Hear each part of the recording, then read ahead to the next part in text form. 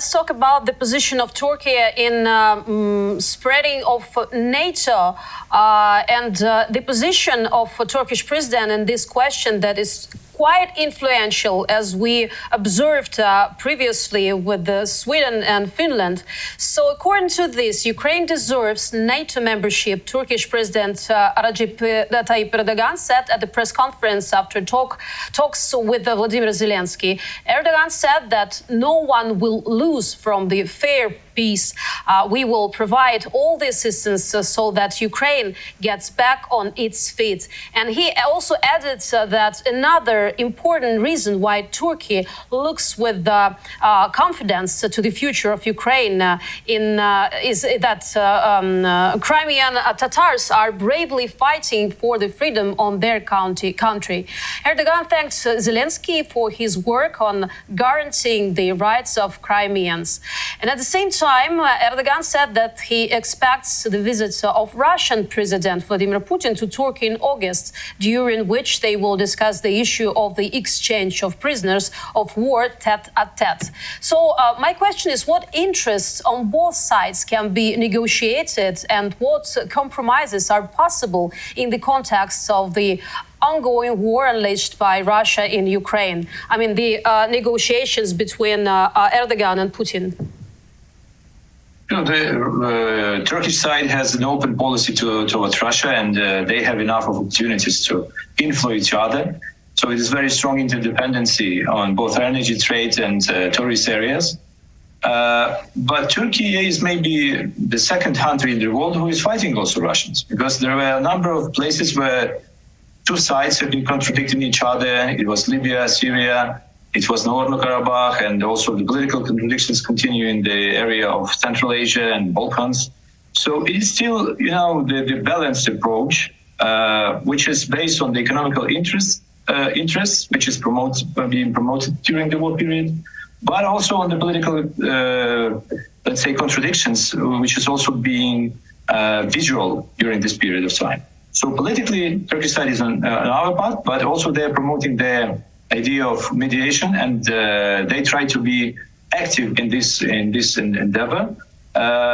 I don't think they will find any compromises with Russians without us, because they might only propose a platform for communication or some ideas about achieving peace, and the most important one is to convince Russians to stop this war and withdraw their forces.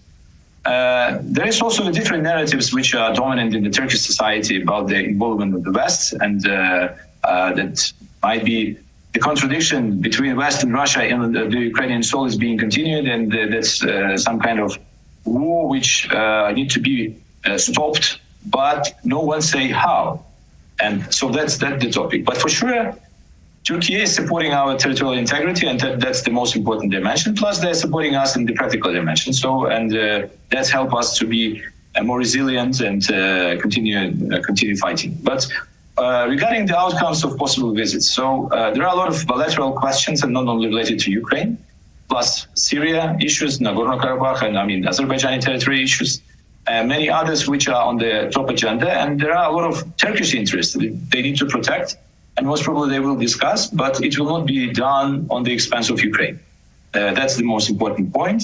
And traditionally, if President Erdogan has some plans to communicate with Russian side, they also have talks before on phone or on different methods, other different methods with the Ukrainian side, to agreeing on the messages that they would like to transfer to. And we have a lot of them.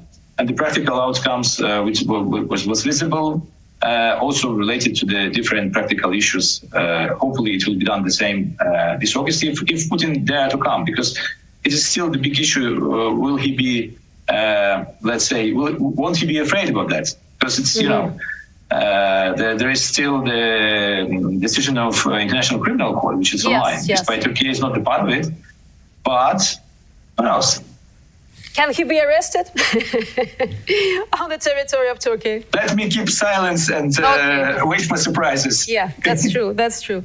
So, talking about the safety of the continent, I mean, the security of European Union, NATO Secretary General Jens Stoltenberg announced after the meeting with the Turkish President Erdogan that he has agreed to support Sweden's bid to join NATO. So, my question is, what influenced Erdogan, the softening of the position of the Turkish president? What made him made this decision? Because we've been talking about his stopping this process during months.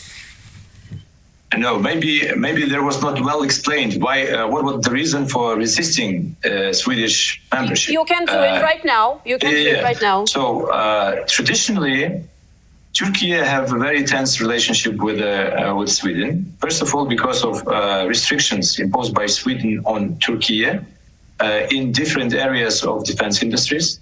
It was interlinked with the human rights issues. It was interlinked with the situation in Syria.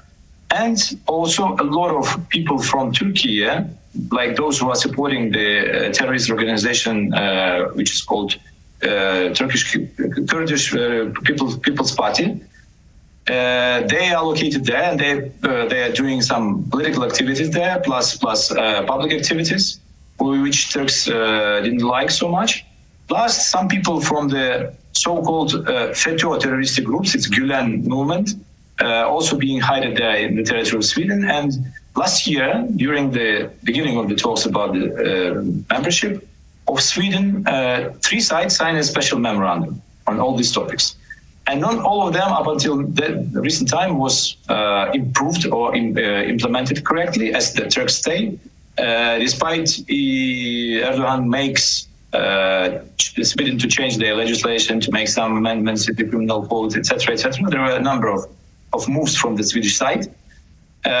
Plus, let's not exclude also the American dimension, because the American side promised to sell the F-16, improved F-16 fighter jets for Turkey, but it was postponed for some period of time. And to some extent, politically, it was interlinked with the Swedish membership. So today, it was not a final decision. It was a political declaration made by President Erdogan. This decision might be or need to be improved by the parliament. So the parliament, the Turkish parliament, is working tomorrow on the last day, this session. But the next session will start only in October. So if until October, all these agreements and demands will be met by both American and Swedish sides, then most probably the memorandum will be implemented or ratified, because it is badly needed for the judicial procedure. If not, then he have a tool to influence once again. So President Erdogan is defending the interests of Turkey and have nothing against the extensions of NATO, because Finland had no problem with Turkey and it was easily adopted. And all the procedures passed smoothly without any specific turmoils. But Sweden tried to play the game through Americans, not directly, and that was it creates some problems. At least such a vision is existing here in Ankara. So that's why here President Erdogan believed to be a hero. He won the battle for Swedish membership, but win-win story. So he get what he wants, and Sweden will get what they want. But the implementation will take some time, and we will see how it will proceed. Because there is also a case of different lobbies in the United States which are promoting some interests of specific countries, which are which are contradicting interests of Turkey, and not every time it works properly well. And for example, Turks consider that those senators or members of the House of Representatives who are promoting anti-Turkish ideas, they are lobbying interests of some ethnic groups who have very strong presence in the United States. So that's all the game. It's very complex. It's not an easy task. But strategically, it is the pressure from the southern flank, which is now Turkey is under from Russia, is being transferred also to the northern flank, because Finland and Sweden will consume some part of the Russian aggressive activities or Russian military presence due to their membership in NATO. So if you look at the map, Finland will consume majority of this northern part of, Russian resources, and maybe it will be easier for Turkey to, to continue their promotion of the security in the region. Plus, if Ukraine will become a member, it will also create an additional opportunities for Turkey to be to feel free more in consideration with the Russians' pressure. Because still, up until today, there is a big Russian military base in Syria, which is visibly threatening Turkey from the south. There is presence, a very huge, considerable presence of Russia in Armenia, which Turks are not unbasefully afraid of, and plus activities in Africa, which is also threatening Turkish economic interests. And it all should be taken into consideration when the decision about some particular issues are being adopted. That's all from my side.